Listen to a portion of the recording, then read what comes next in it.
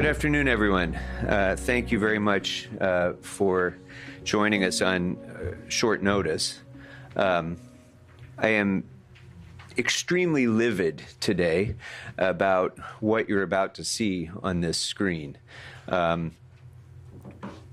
city of Los Angeles spends $1 billion a year trying to address homelessness in our city, within our city boundaries.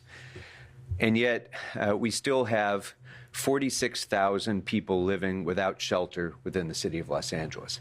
And sometimes it seems as though we are never able to catch up.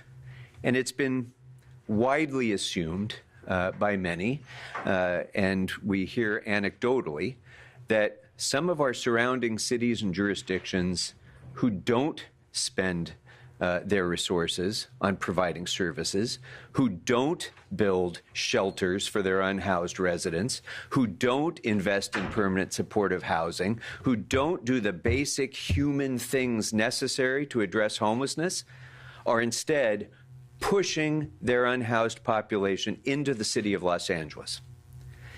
And yesterday, I was, knowing this, I was still stunned yesterday when we received video that was recorded in front of my district office in North Hollywood, which I'm going to show you in a moment, in which a Burbank Police Department vehicle pulled up in front of my office.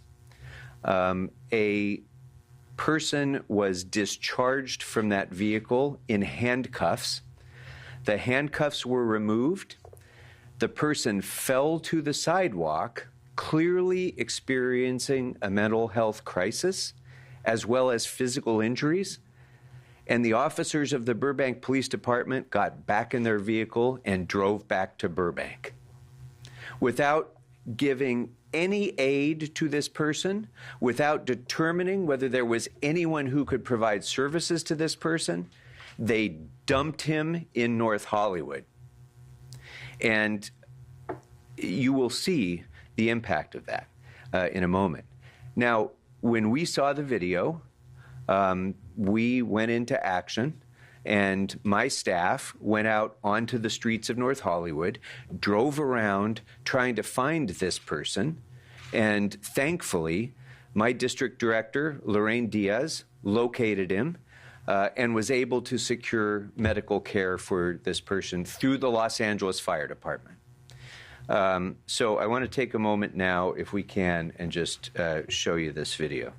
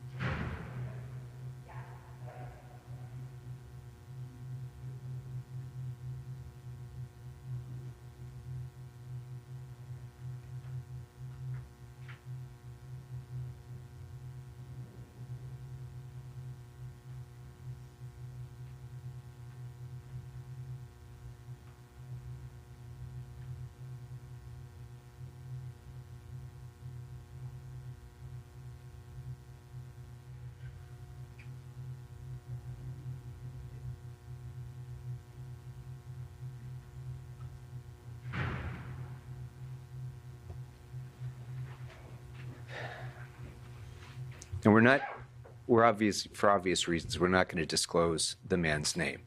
But as my staff conversed with him after he was located, it turns out that he had sought medical care in a hospital for what he thought was a broken leg.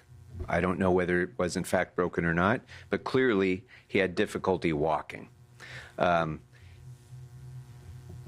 hospital called the Burbank Police Department because he was unruly And so the response to that was what you just saw. The Burbank Police Department putting this man in handcuffs and taking him to the city of Los Angeles, where someone else will deal with it.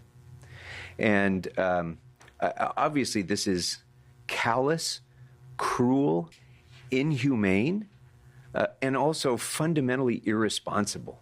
The city of Los Angeles continues to do what we need to do in order to try to address the challenge of homelessness. We make the investments, we provide the services, we have extensive protocols within our own police department for how to deal with situations like this. We even enacted an ordinance in Los Angeles in 2008 to make it illegal for healthcare facilities to dump patients. At that point, it was mostly happening in Skid Row, where somebody who the hospital chose not to continue to provide care for would just simply take them to Skid Row and drop them off. Well, now we're seeing it elsewhere as well, including right in front of my office in North Hollywood. So today I introduced a motion that will call upon the city attorney, the district attorney, and the attorney general of California to investigate this matter and to ascertain what appropriate legal actions should be taken. I will also be contacting this afternoon the mayor of Burbank to demand that the city investigate this matter and look to changes in policy that can be made to try to avoid this kind of egregious situation from happening again. So that's what I have for you for now. Be happy to take your questions. Craig. Thank you. Did we witness, in your opinion, on that video, a criminal act? Well, I certainly am not prepared to be able to make a legal opinion about that. That's one of the reasons I would like our city attorney, who is capable of doing that, to investigate that. No, I'm not going to. Listen, I'm a lawyer. I'm not going to make gut judgments about what's legal and illegal. But what I will tell you is, as a human being, I was outraged by it and continue to be. And I just, it's almost impossible to fathom, professionals who are trained and paid to protect and serve the public, to take somebody at this moment of maximum vulnerability, somebody seeking medical care, and literally dumping him on a sidewalk to fend for himself. It's a disgrace. And so that much I know. Whether there's legal ramifications, we will soon find out. Yes. Yeah, Matthew Seedor, Fox 11. What other cities do you think are doing this to LA, and how often do you think this is happening? It's a great question, and it's one we ask ourselves a lot, and I don't think there's really data or evidence that is useful in trying to answer that question. But we know it happens, and it's just rare that we actually get to see it with our own eyes like we can in this video. I would submit that if you see it happening like this on a random security camera, chances are it's happening a lot more often at times when we don't see it. Dakota? Can you just clarify again the sequence of events with this man in the hospital and then how he got to the Burbank police? And then also, have you talked to the Burbank police? So, have they given any explanation of why they dropped this man off here? No, I won't speak with them directly, but I will speak with their mayor, or I'll send this to their mayor today, and hope that the mayor will be able to investigate that and take that up with the police department. The sequence of events we're piecing together because all we know is what we've been able to ascertain from talking to this gentleman, really. But it seems as though he was seeking health care at Providence St. Joseph Hospital. Some incident occurred by which the hospital staff determined him to be unruly. The police department responded to their request that they come. And then the rest is what you see. Yes. If I may, how did this video come to light? And the source of the camera, is it on your office building? It is. So this was a security camera that was the building that my district office is in. And really, it was the purest coincidence that the building management saw that something had happened, and they knew that we are tenants in the building, and so they reached out to us and said, is this the sort of thing that happens? Is this, is this something that is normal? Is this appropriate? You might want to know about it. And that was yesterday at around noon, I think. About noon we heard. Well, it had happened, but I think we got the video. It happened around 8 a.m. We got the video a little bit later in the morning or early afternoon. How do you know that this man is homeless? And how do you know his background beyond? I don't know. So, great question. He does not appear, I'm not going to identify him by name, but we were able to determine that he does not appear in the HMIS system. We do have previous addresses where he was housed outside of the city of Los Angeles. He said to my staff that he recently became homeless outside of the city of Los Angeles.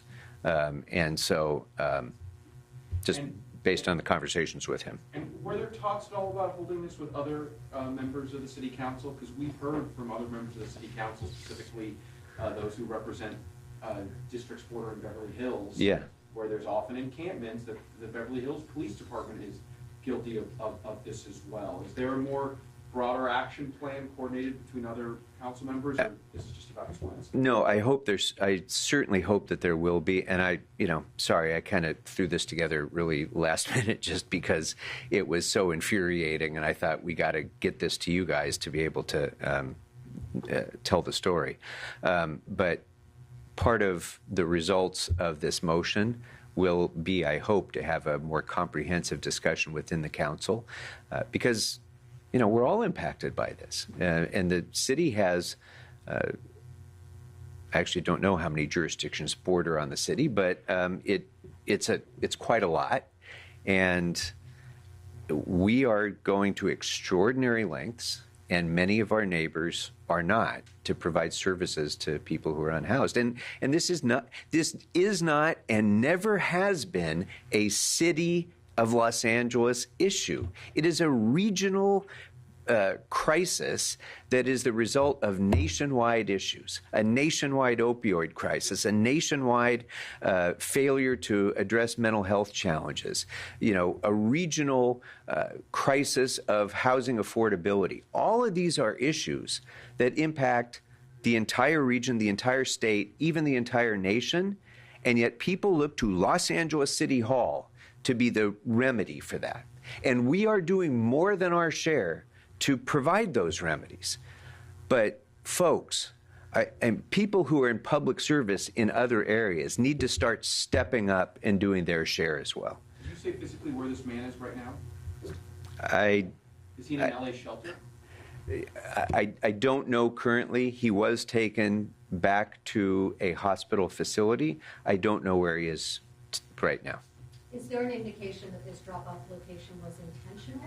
I have no idea. It's an interesting question. It could be, but it could be just simply that we're close to Burbank on the other side of the border, and that was good enough. So I can't say that. Yes. I've covered so much news with you. I know when you're angry, and I see it. And with reason, that's a very difficult video to watch. How do you even begin the conversation you're going to have with the mayor of Burbank? Well, I'm going to begin by sending him the video and saying, I don't want to make this sound as though I'm trying to, point fingers at other elected officials, and say you're responsible for this incident. Things happen. It isn't, I'm sure it's not with the knowledge of their city council, but they need to be aware of this. and they need to step up and figure out why is this happening within their police department and what policy changes do they need to make in order to ensure it doesn't happen. Dave. Do you know of any other incident that your office has experienced where Burbank or Glendale dropped off a homeless person in your district, either at one of the homeless shelters or any other city facility? Yes. Yes, it has happened more than once. One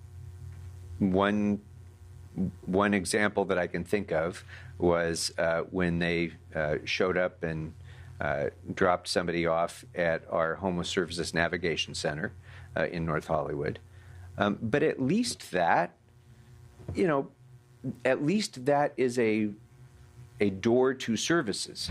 We built the Navigation Center specifically so people could drop in and have access to services. So I don't like it when the city of Burbank has regularly scheduled homeless abatements. That's what they call it, and that's what they list on their website. I don't like that. I don't like the fact that they don't have any shelter beds in the city of Burbank. I don't like the fact that they, even that they have had elected officials show up in the Los Angeles City Planning Commission to oppose my permanent supportive housing projects. I don't like those things, but dropping them off at the Navigation Center is at least a way to get that human being into some services. It's still shirking responsibility by our neighboring jurisdiction, but at least the person is going to get services. But if you just drop somebody off on a sidewalk and let him crawl away, you're clearly not concerned whatsoever about whether this person gets any services or not. Anything else? Yeah, just to clarify, Yeah. you said they dropped him off at the Homeless Services Navigation Center. You're talking about the Burbank Police Department. Yes. And what year was that? 2020. October 2020. And Sorry, can you say that again? It was in 2022, that previous incident. And, again, does it annoy me? Yes. Did we make an issue of it? No, because at least we know the person is going to get services. That's why we built the place in the first place, so that they would get services. So it's an annoyance as a neighboring city, but it's not something that made me infuriated like this does. Any other examples that you guys can think of that you want to mention about Burbank PD? I mean, that was the one that. The only thing with that one is they didn't walk the individual in. No, of course. Mentally unstable. Yeah, I mean. In October, the October 22 one, they also. Oh, at the Navigation Center. It dropped him at the sidewalk and hoped that he'd be able to make it in the gate. Yeah, but this one, I mean, there is no services that are available anywhere in the block of my district office. It is a block away from the subway station, and we could see in 2018 there was an incident where Buscaino accused the county of dropping someone off, and they said, no, we were just putting him near a bus stop. If that's the answer back, the subway stop, what's your response to that? What business do law enforcement officers have handcuffing a person in mental health crisis and then dropping them off even at the door of a subway? Once you take that person in, it seems to me it's your obligation to ensure that that person is at least going to be safe, if not get services. And this is the opposite of that. They disregarded this person's safety, personal well-being, healthcare status entirely, and just washed their hands of him. If it turns out, like you said, this was done without the knowledge of the council, what would you like to see happen to these officers? Well, what I'd like is what I've called for in the motion, is really, first, a thorough investigation. I want to know what happened. I want to know what the legal ramifications of that are. I want to know if this is part of Burbank policy or if this is an aberration. We don't know the answers to those things yet, but we're going to find out. And then what do you make of the wherewithal of the management of the building to spot this and raise a red flag? I really so appreciated it because, they didn't have to. But they reached out and contacted us just because they knew that we're a council office. And they saw it and they thought, this is wrong. Is this the sort of thing that, happens all the time? This doesn't seem right. So they came to us to basically ask, what are you supposed to do about a situation like this? So when we asked them, well, can you show us what you're talking about? We were stunned to see it. If I may have one more. When your staff found the man, where was he in terms of was he just on the sidewalk? Where was he physically and how was he doing? He was not doing well. He was not able to walk. He was still in the neighborhood. So we called LAFD and they came out with a paramedic and were able to transport him, to care for him and transport him. This was how many hours later? You said 8 o'clock. Probably, since after 8, was it early afternoon, 3 o'clock? About 3 o'clock. So this guy for, how many hours is that? 6, 7 hours. Yeah, at least. He was on his own. Why wasn't he able to walk? What was wrong with him? Not clear. I don't want to, provide inaccurate medical info. He said that he thought that he had a broken leg. I don't know whether he had received any x-rays at Providence or anything like that. I have no idea. When do you expect the council to vote on your motion? I haven't thought about that.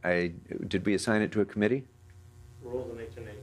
Okay, so I'll get it through the Rules Committee real fast. I don't know about what the schedule of H&H is or whether it would be waived. It would depend on So that. just to be clear, you can't request that the city attorney and state attorney general and all of them to investigate today. I can and will as an individual. But as I would like the council to take this vote and call upon the city attorney and the others to do that. But as of today, I'm asking. All right. Thank you all very much. Really appreciate your being with us. All right. Have a good day.